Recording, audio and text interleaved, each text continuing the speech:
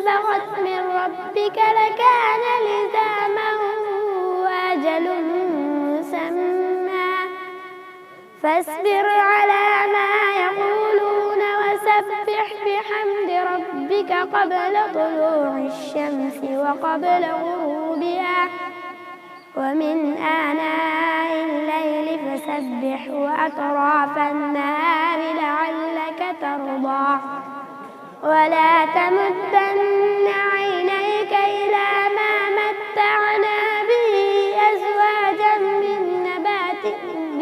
أزواجا منهم زهرة الحياة الدنيا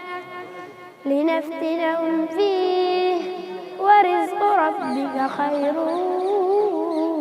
وأبقى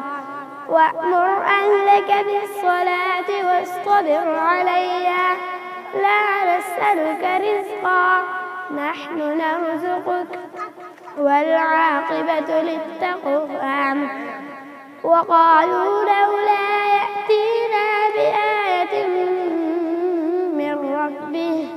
أولم تأتهم بينة ما في الصحف الأولى ولو أنا أهلكناهم بعذاب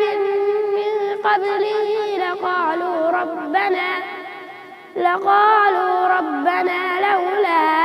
أرسلت إلينا رسولا فنتبع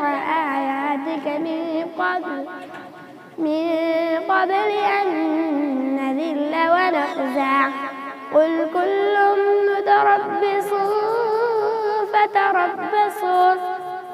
فستعلمون من أصحاب الصراط السوي ومن اهتدى